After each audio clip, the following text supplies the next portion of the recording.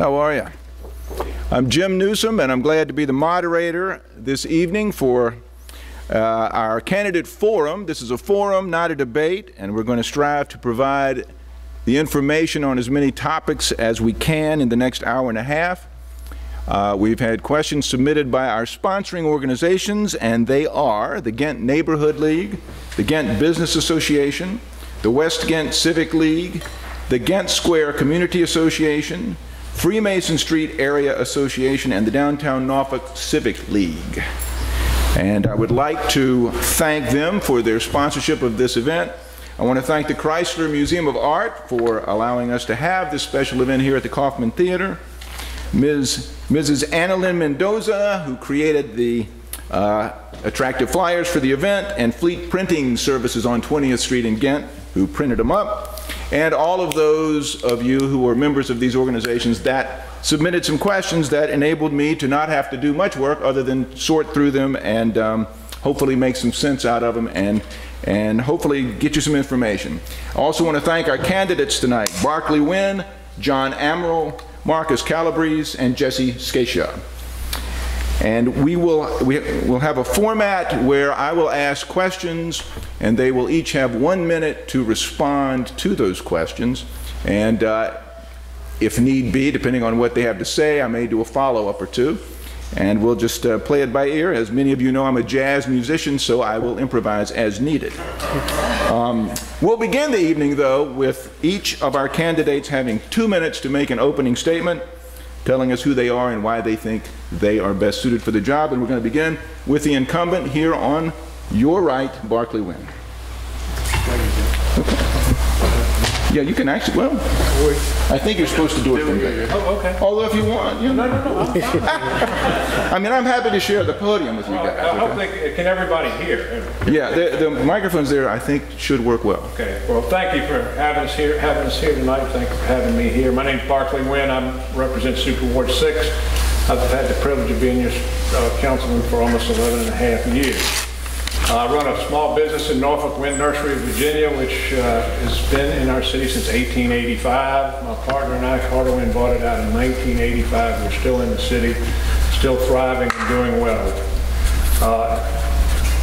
There's a lot of information about my civic and public duty service in the community. There are handouts. I won't waste your time going through that. If you'd like to look, I've been very active in this community. And I'm very proud of our city. In the last 10 or 12 years, the population of our city has increased, reversing a 30-year trend of decreasing population. We're up about 4%. We've had a significant drop in our crime rate. The number of families below the poverty rate has dropped 34%. We've lowered our taxes in this city 29 cents, which is the largest drop of any city in our community. And while doing this, our assessments, the value of our land in the city has grown from $9 to $18 billion. And during all of this, in the last 3 or 4 years, arguably the worst recession I know in my business that we've been through, we just recently were able to retain our AA credit rating from the rating agencies from New York, which says that we're doing a lot of things right financially. I currently co-chair several neighborhood and business committees. I'm the co-chairman of the Ghent Task Force that works with the business district, the business association, and is that 1 minute? Yeah. The business association. That's the 15 seconds. Business issues. Ward's Corner Task Force, where we're getting ready to break ground on 2 wonderful new projects in that district that has suffered so long.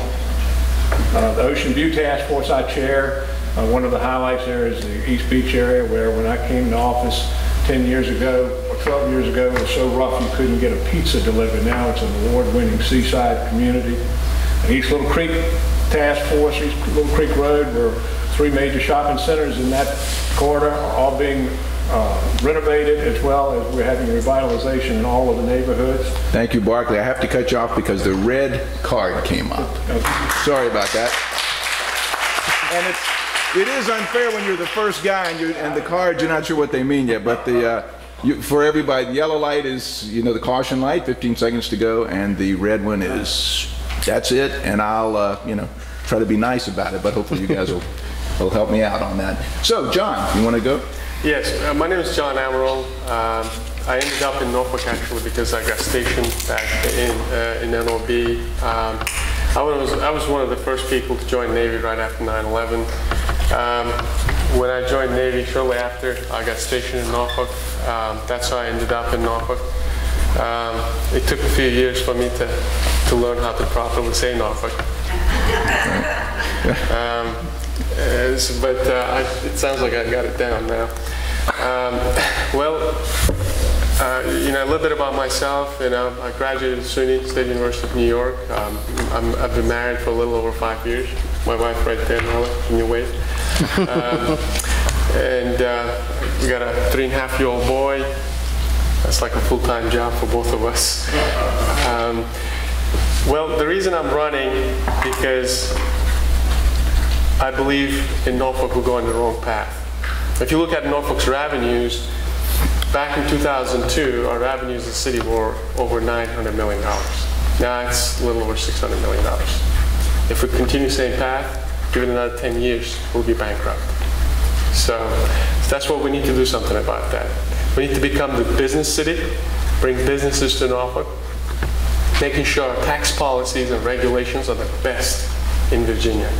Virginia is the best business to the best state to do business. I want Norfolk to be the best city to do business in Virginia. And also, I want to make sure that we fix our schools.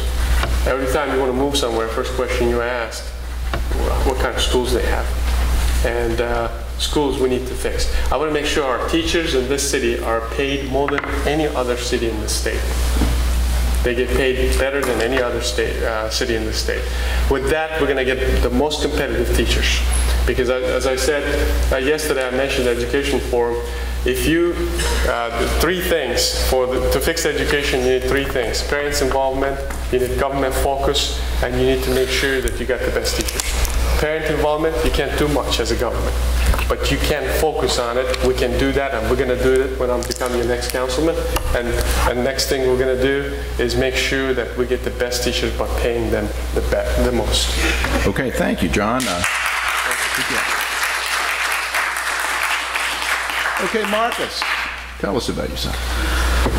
Well, my name is Marcus Calabrese, and I'm a candidate for Norfolk Super Ward 6 as well. I like long walks on the beach, and no, but in all seriousness, beaches are nice, and we have some nice ones. But no, I'm running for city council for a few reasons. But I'll give you a bit of my bio first. For the past 3 years, I've sat on the board of directors of the Food Bank of Southeastern Virginia, where I chair our Child Nutrition Council. And we represent all the way from Isle of Wight down to the Virginia Beach oceanfront, and that includes the Eastern Shore.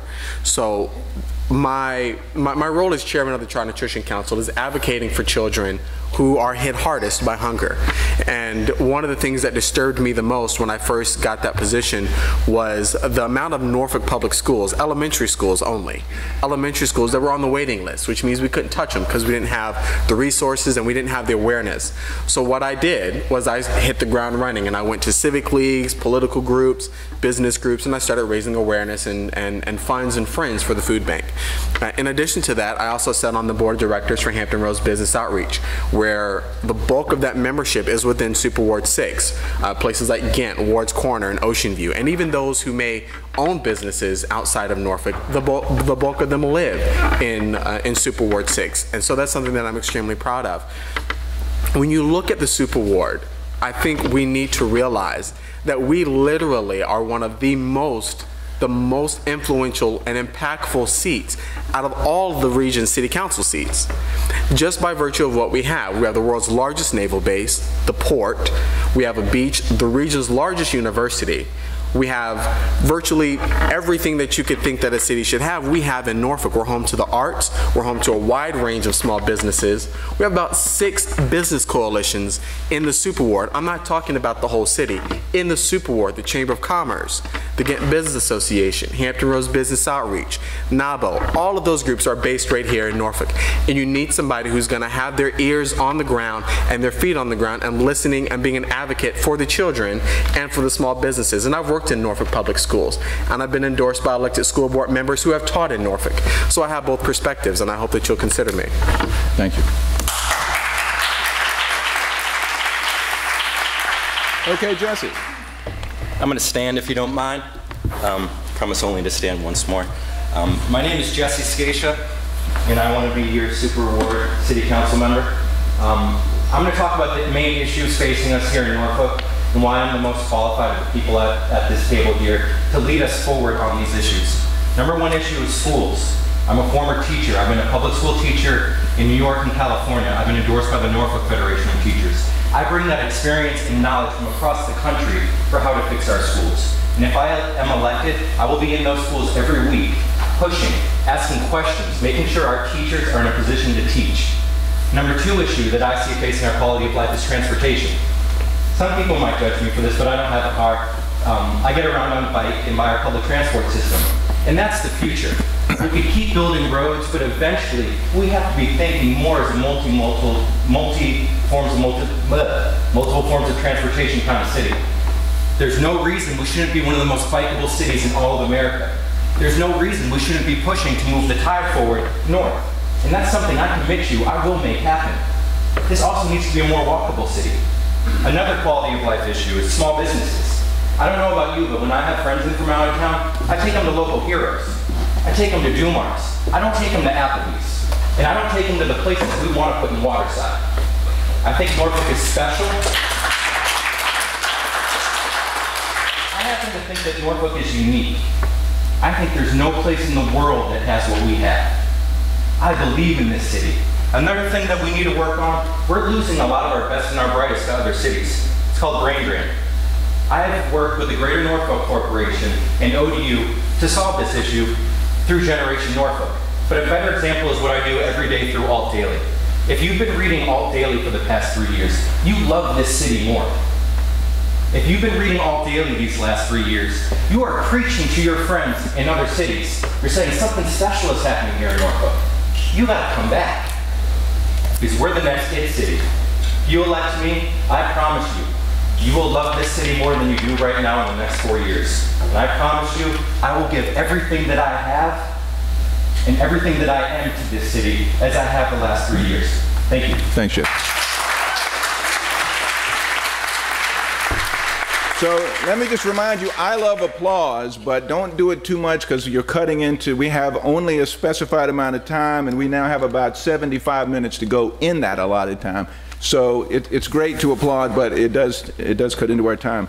We have note cards available if any of you would like to send up a question. I can't guarantee that we'll get to it because I have a lot of questions already that cover an awful lot of good topics. But if you would like a note card, we've got a volunteer that can come out and get it from you, give it to you and get it from you.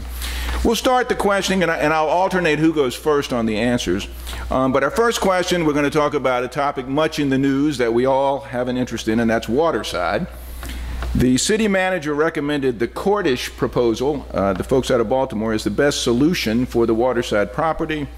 But City Council 2 days ago responded that it needed more time to consider that proposal and also was still considering the proposal from the Harvey Lindsay Group. So this is a multi-part question, and I apologize because they won't all be, but this one has to be. Because number one is, why is the Harvey Lindsay proposal still on the table since it requires a lot of city money? Number two, part B of that question is either one of these, or really any of the 5 that were submitted, really the best that we can do for our Waterside property? And part 3 or part C is, does anyone have a vision for the Norfolk waterfront? Because it does seem like we should have had a vision before we started asking for proposals. So we'll start off with John Amaral on this one.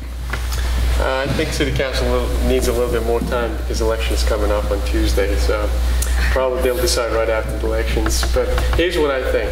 I think City Council needs to focus on our schools, making sure that they replace our outdated codes and regulations, and making sure that we got the best tax policies to attract businesses to the city. And safety, those issues. I would let them privatize those buildings so that we can get the focus from those buildings to something that we really all need. And let the businesses handle that, because government is known for not being best managers. And they just want to manage things, but they are not. They're not good at it. And it takes all their focus, and they don't do anything about the other things that they have to be actually focused on. So that's why I believe that it's been empty for buildings we have already there. They've been empty for years now. Why would you build another one? I'd say nothing else for downtown right now. Let's focus on our schools and businesses and other things that government needs to be focused on right now. Thank you. Marcus. Well, I think the main reason Harvey Lindsay is still on the table is because it would be rude for 3 councilmen who have received funds from Harvey Lindsay to just say, we're not going to talk about that. That's just being completely blunt and honest, and I'm glad that the councilman will have time to answer that.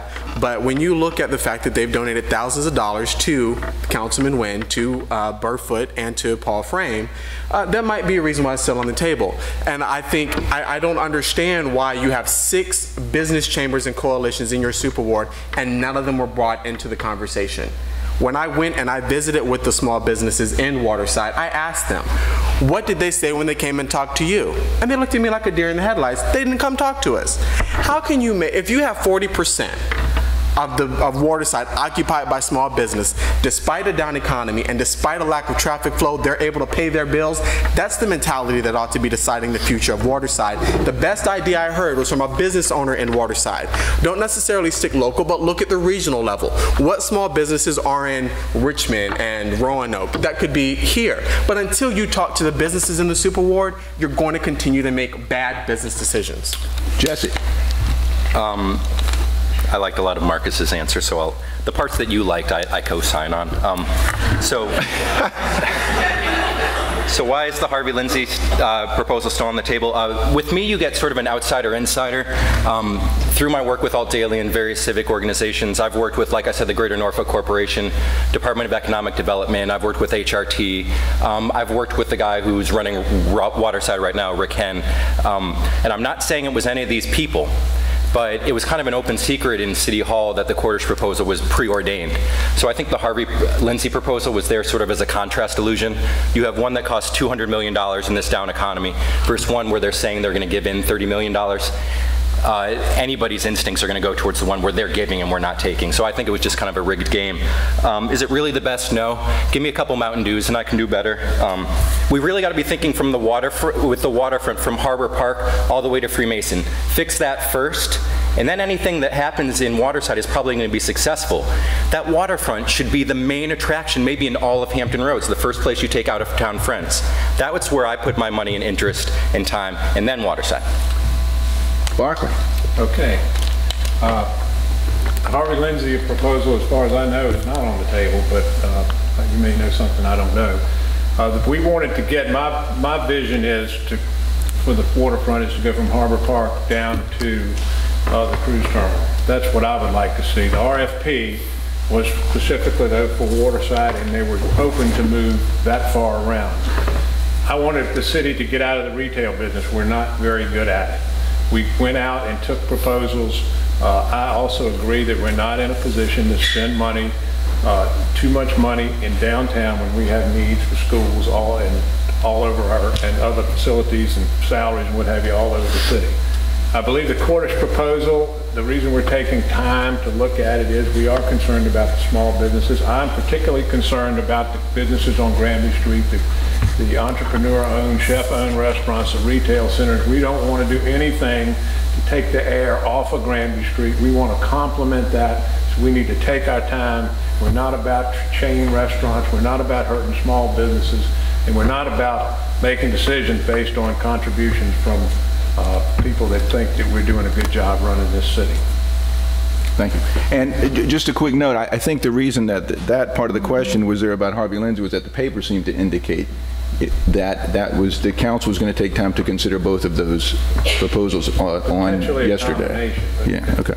Let's move on to another topic that we all have a great deal of interest in on this side of town, and that's the Midtown Tunnel and transportation in general, but specifically what's going on with the Midtown Tunnel. And the questioner said there seems to be a disconnect between the state and local governments on transportation issues such as this one. So the question is, what role can local governments play in this process?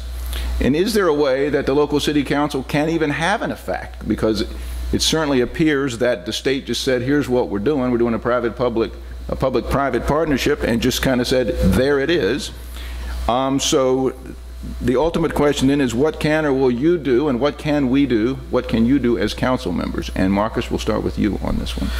I don't think you could pay me to believe that we don't have the regional clout in Super Ward 6 alone to make some pretty strong statements. When you look at the state and federal leadership that cover Super Ward 6, we're under the 3rd Congressional District and the 2nd Congressional District. In the 3rd District, you have Bobby Scott, who'll probably be there until Jesus comes. And then you have the 2nd District covered by Congressman Scott Ridgell. And within that, you have Stolley, who's a heavy Republican name, Yvonne Miller, Kenny Alexander, Frank Wagner, all of these heavy Democrats and Republicans. So we have them right in our neighborhood. You need a councilman who has bipartisan ties, who can go to them and make the case and say, look, this is what we are, and we are not going to support certain things. But you need somebody who can throw some of our regional weight around. That's what you need. And if you've been there for almost 2 decades, no matter who the person is on city council, if you've been there that long and if you can't pull a few strings, or if you can't make some things happen, then I think it's time to let somebody else be a nuisance for what Norfolk needs. Thanks, Jesse. I think the first issue we have to look at with this one is our leadership here in Norfolk. We had a big failure in leadership here in Hampton Roads 10 years ago when we had a chance to add a penny to the tax and avoid this whole mess. But we didn't do it. We didn't take it. Now, where were the leaders then who were willing to push that through, willing to stick their neck out for it? I think we have some leaders here who are kind of career politicians, and when you're worried more about re-election than doing what's best for the citizens, you make different choices. So if this kind of thing happens again, I'm going to be looking 10 years ahead. And I don't care if I lose votes. I don't care if you all hate me. I'm going to do what's best for Norfolk. And 10 years ago, that penny tax was what's best for Norfolk, and now we're dealing with these tolls, which are going to be a region killer. Number 2, I'm friends with a lot of lobbyists. I should be embarrassed to say. But lobbying's not just about greasing palms, it's about relationships and it's about communication. And I will be in Richmond on behalf of Norfolk lobbying. You know, I can build those relationships and I can sell. I can get people to feel how we'd like them to feel here in Norfolk. I can prove that our interests are the interests of the whole state. So in me, you're also getting a part-time lobbyist up in Richmond. Thanks, Barclay. Okay, well, to answer a couple of the questions, I was involved with the leadership groups that tried to have the sales tax raised. We would not be having this problem. If you do your homework and look at that, you will see I was one of the leaders with the Dardens and the Vince Thomases of this community. Norfolk fared very well in that. The other cities did not. We were very close to, I think we had 48% or whatever. The tolls in the tunnel are a problem. We are lobbying on the city level. We are working with our neighbors to try to get the state to buy down the tolls. We've gotten them to set back the time they start. We very much need those tunnels. When I come home from work at night over the Berkeley Bridge, I look east and the traffic is backed up as far as I can see trying to get through the downtown tunnel. I come around headed home, it's backed up. I live in West Ghent all the way to the Hague. Try to get through the Midtown tunnel. If I visit my mother who lives down on the north part of Hampton Boulevard, it's backed up to Old Dominion. We need the transportation. We need to stop the gridlock. We need to convince the state to buy this down to a reasonable rate in the dollar range to contribute and do what their obligation is to fix our roads. And they put all of this bundle together, the Midtown tunnel, the downtown tunnel, and we need to get them to step up and fulfill their obligation and get these tolls to a reasonable rate. Thank you. John? Well, I think definitely. I've been talking to people. I've been walking at the neighborhoods for the last 2 months, and walked more than 20 precincts by now. And talking to people, I understand that people, absolute majority of the citizens of Norfolk do not want tolls. So regardless of the fact that if I want it or not, so I will be doing what the citizens of the Super Ward 6 and the Norfolk want. And I don't think I have the best vision. I think people know the best, and I'm going to rely on you. I will always make sure that I'll ask you what to do. And right now, you're all telling us that you don't want tolls, and we'll absolutely make sure that we'll be vocal about it. We'll make sure that they hear us in Richmond. And I sit on the Governor's Board on Human Rights Council, talking about working with the state. I've been working with them for a while now, and I'll make sure that we push for making sure that the tolls don't happen. I would definitely consider something other than that, but definitely not tolls. Okay, thank you. And I still wonder what City Council can do, because I still think none of us have really addressed that disconnect. And I'm not going to go back around and ask you, but I think that's something that we all really want to know is, okay, what can City Council really do about this situation? And you all have said good things. I'm still not sure what we can do. Let's talk a little bit more about transportation. We'll talk about the tide. What do you think of it? Where do you think it ought to go next? What should we do next with it? And what other transportation alternatives can you imagine us doing, and what can we do to be a little more creative? And I'm going to start with Jesse and come back this way this time. I'm one of the founding members of a group called Bike Norfolk, and I think we've been really successful. If you've lived in the city for a few years, I'm sure you'll agree with me in saying that there's a lot more bikes on the road now than there were. The culture is changing here to be pro-bike, and we really need to push that forward institutionally with bike lanes all across the city. I think we need to be a more walkable city. We need to take care of the sidewalks. You should be able to get around the city in a wheelchair, and right now you can't. We definitely need to extend the tide. It should go through ODU, it should go through the base, and it should end up at Ocean View. That is without a doubt. And I think once that happens, Virginia Beach is going to follow suit. And then all of a sudden, we're so close to a region connected by rail. All of a sudden, we're able to, without setting foot in a car, get from here to New York City. And that's exciting to me. And I think that's our future, and that's the future I'll push for. Marcus. Well, Jesse said a lot of things that I agree with, and I do think that we should extend the light rail to ODU and to the Naval Base, and of course, yes, to Ocean View. There are some things that I think would be good to make sure that we get there and that we do it in the best way possible. And one of the things that I've talked about throughout this whole campaign is simply you have to bring people into the discussion on this. I remember there was an article that I read on Alt Daily's website where somebody had an issue with something as simple as the fee that for light rail that wasn't conducive to small businesses. So you have to bring small business into that equation. You have to look at how it impacts our neighborhoods, and you have to go back and talk to the civic leagues. You need to make sure that we get the transportation that people want. You have to have a councilman who's going to work as hard for you after this campaign as we do during the campaign, because you cannot have another debacle like we did where we went over budget with the light rail and then we were so proud of ourselves for only going a little bit over budget, a couple $1 million again. So the way that you do that is to bring the right people into this conversation. Yes, extend the light rail to those places, and yes, you have to make Norfolk a more bikeable and walkable city, and to do something about the buses. John. Yeah, I absolutely agree with that. I think, yes, we need to extend it to NOB and I'm sorry, ODU and Ocean View. And also, we need to do everything we can to make sure that we're biker-friendly and walk-friendly city, of course. Thanks. Barclay? Okay, well, I find myself agreeing with both of them. Old Dominion and the Naval Base are the next stops for us, so hopefully Virginia Beach has the wisdom to buy in, because we can't even consider that. I'm on the HRT board. We can't even consider it until they make their decision. We've just formed a bicycle commission in the city, and I chair the Elizabeth River Trail, which is a biking and jogging facility we have now that's some on-road, some off-road. It goes from the ballpark all the way to Hamp Boulevard with we have one more piece to put in around the Mallory Country Club and the Wyandotte Bird Sanctuary. We need to get our buses more available and more friendly, more usable. We only use 25% of the capacity of our mass transit system there between the train, the buses and the ferry. If we can get that to 75% and make those buses user-friendly, we will solve most of the traffic problems we have in the city right now. So that's where we need to head, and that's what we need to do. Very good, thank you. Our next question is about business development. It really specifically comes out of questions about the Ghent. As you know, in the last couple of years, certainly in recent times, a lot of folks have said that there's a lot of change coming to Ghent, and there's concern that Ghent could lose its unique character and charm. So my question is, what do you think, and even beyond that, what, if anything, can be done to encourage and support locally owned small businesses, both new and existing? Because a lot of existing small businesses sometimes say, to me, you know, I feel like we're forgotten. People are recruiting new businesses, but what about us? We're still here. So what can we do, and what kind of plan can we have for that?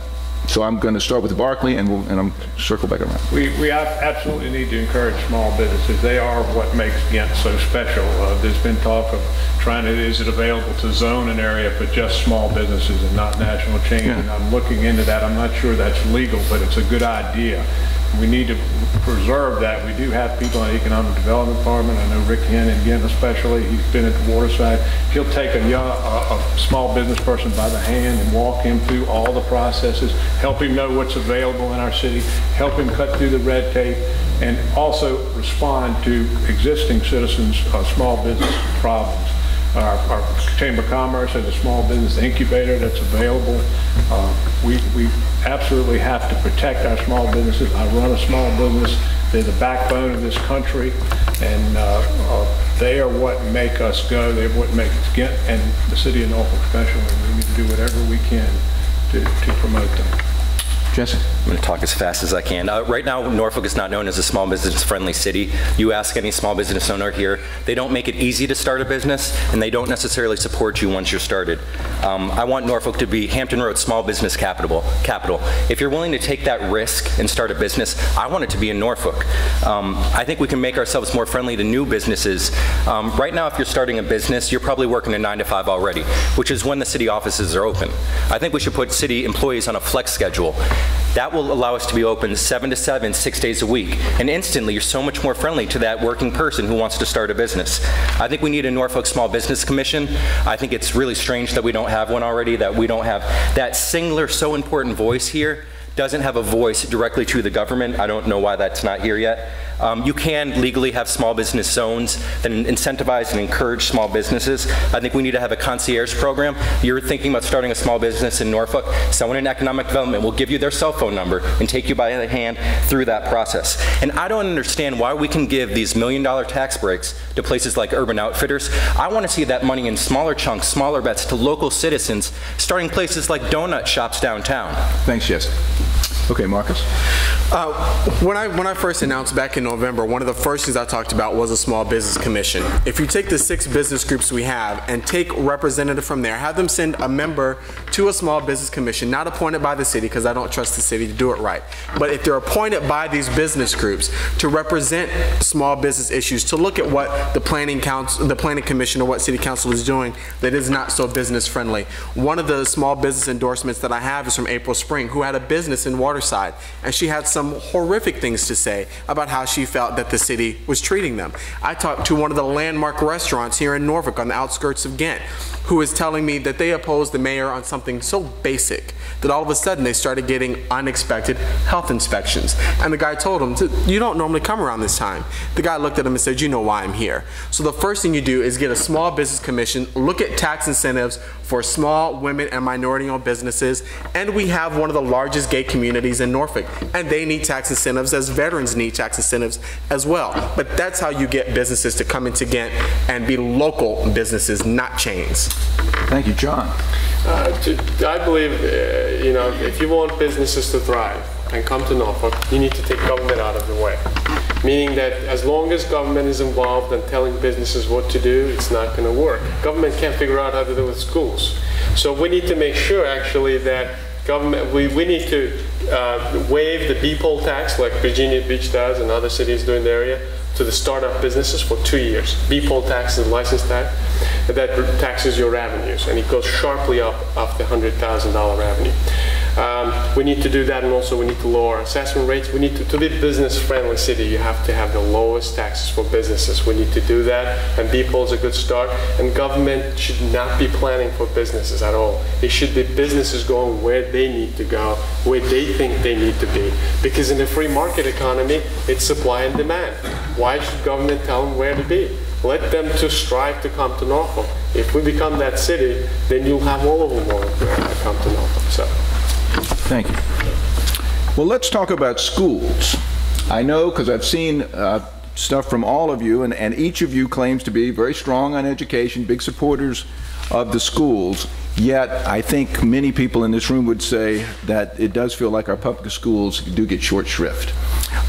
So I'm curious, what specifically can you, as a member of City Council and as Council itself, do to ensure and improve the quality of public education for our children? What resources can be tapped? Where's the money going to come from? And then tangential, yet it's always, several of you have brought this up as an issue, should the school board be elected, and if so, why? So I will start with John on this one. To me, for so long, Norfolk has had the bad reputation with schools. Now, to change that, we need to do something big.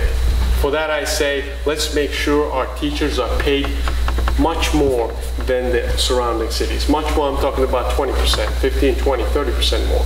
We make a good reputation. We become the most competitive bringing teachers into the city. You fix that. And money that we're talking about, it's not that big compared to what's being wasted today. Every project government does, city government, they lose millions of dollars. With Chick-fil-A deal or other deals, 12-year no-show, $300,000. All of those monies could go towards the schools. And we're talking about millions of dollars, a few millions of dollars. We're not talking about like that project in downtown, $200 million for school. We're talking about small, compared with small amounts of money. We need to do that. So making sure we take care. So we'll make a name.